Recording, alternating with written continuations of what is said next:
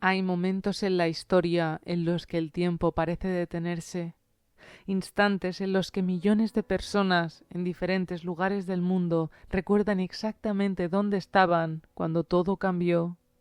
El 22 de noviembre de 1963 es uno de esos momentos. A plena luz del día, en una calle de la ciudad de Dallas, el presidente de los Estados Unidos, John F. Kennedy, fue asesinado ante la mirada de decenas de testigos. No fue solo la muerte de un líder, fue el inicio de un misterio que más de medio siglo después sigue sin resolverse por completo. Cuando John F. Kennedy llegó al poder en 1961, Estados Unidos entraba en una nueva etapa. Con apenas 43 años, se convirtió en el presidente electo más joven de la historia del país. Representaba algo distinto, una mezcla de juventud, ambición y una capacidad extraordinaria para conectar con el público. Su presidencia estuvo marcada por una narrativa de renovación. En sus discursos hablaba de responsabilidad, de servicio, de un futuro en el que Estados Unidos lideraría no solo militarmente, sino también moralmente. A su lado, Jacqueline Kennedy aportaba una imagen de elegancia que transformó la Casa Blanca en un símbolo cultural global. Pero mientras hacia afuera proyectaba seguridad, el mundo en el que gobernaba estaba al borde del colapso. La presidencia de Kennedy coincidió con uno de los momentos más peligrosos del siglo XX, la Guerra Fría. Estados Unidos y la Unión Soviética no solo competían ideológicamente, estaban preparados para destruirse mutuamente. El punto más crítico llegó en octubre de 1962, durante la crisis de los misiles de Cuba. Durante 13 días el mundo vivió bajo la amenaza real de una guerra nuclear. Kennedy tomó decisiones que evitaron el conflicto directo, pero esas decisiones no fueron bien recibidas por todos. Dentro del propio gobierno, en agencias de inteligencia y círculos militares, comenzó a percibirse como un líder que no siempre actuaba con la dureza esperada. En política internacional había enemigos, pero también comenzaban a surgir tensiones internas. En noviembre de 1963, Kennedy se encontraba en plena preparación para su campaña de reelección. Texas era un estado clave, pero políticamente complejo. Las divisiones dentro del Partido Demócrata y la fuerte presencia de sectores conservadores hacían del viaje una apuesta arriesgada. Aún así, decidió ir. El 22 de noviembre el presidente aterrizó en Dallas. El ambiente era tenso, pero también había entusiasmo. Miles de personas salieron a las calles para verlo pasar. La decisión de recorrer la ciudad en un coche descapotable no fue casual. Era parte de su estrategia, mostrarse cercano, visible, accesible. Nadie podía imaginar lo que estaba a punto de ocurrir. A las 12:30 del mediodía, la comitiva presidencial avanzaba por Dealey Plaza.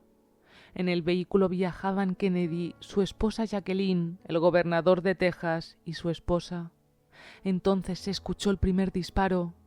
Algunos pensaron que era un petardo, otros no reaccionaron de inmediato, pero en cuestión de segundos llegaron más disparos. El presidente fue alcanzado.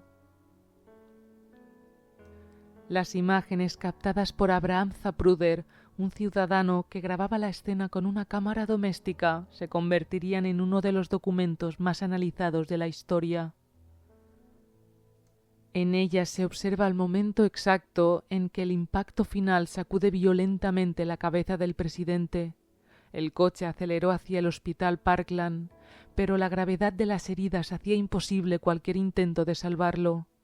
A la 1 de la tarde, John F. Kennedy fue declarado oficialmente muerto. Poco después del asesinato, la policía detuvo a un hombre, Lee Harvey Oswald. Había trabajado en el edificio desde el cual, según las investigaciones iniciales, se realizaron los disparos.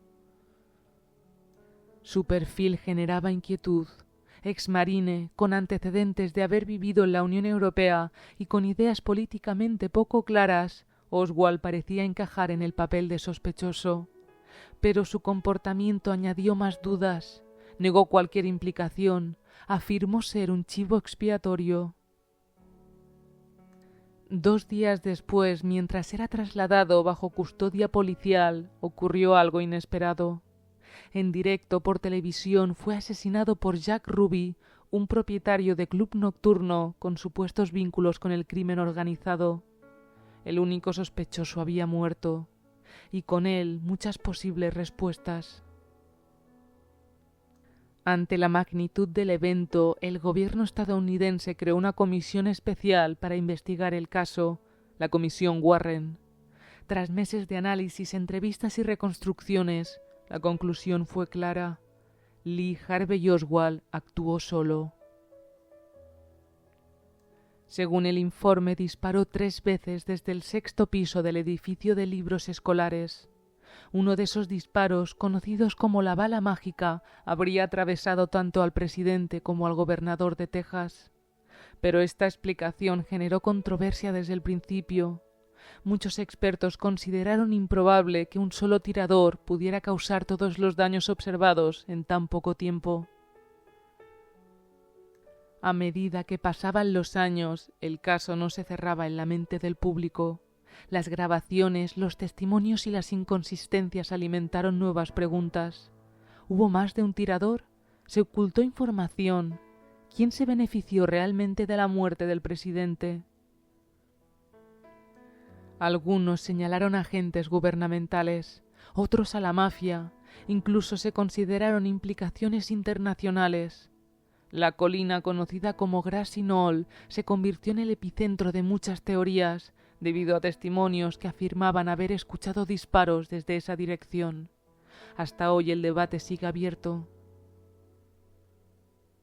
La muerte de Kennedy no solo dejó un vacío político, cambió profundamente la percepción del gobierno y la confianza de la sociedad estadounidense. Su sucesor, Lyndon B. Johnson, asumió el cargo en un momento crítico. Bajo su mandato, Estados Unidos intensificaría su participación en la guerra de Vietnam. Los años siguientes estarían marcados por conflictos sociales, protestas y una creciente desconfianza hacia las instituciones. Muchos historiadores coinciden en que el asesinato de Kennedy marcó el fin de una etapa de optimismo en Estados Unidos. Algunos eventos se explican con el tiempo, pero otros no. El asesinato de John F. Kennedy sigue siendo uno de los mayores enigmas del siglo XX, un momento en el que la historia cambió de rumbo. Y aunque los documentos se desclasifican, aunque los expertos analizan cada detalle, la sensación persiste, que no todo fue contado, que no todo se sabe y que quizás nunca se sabrá.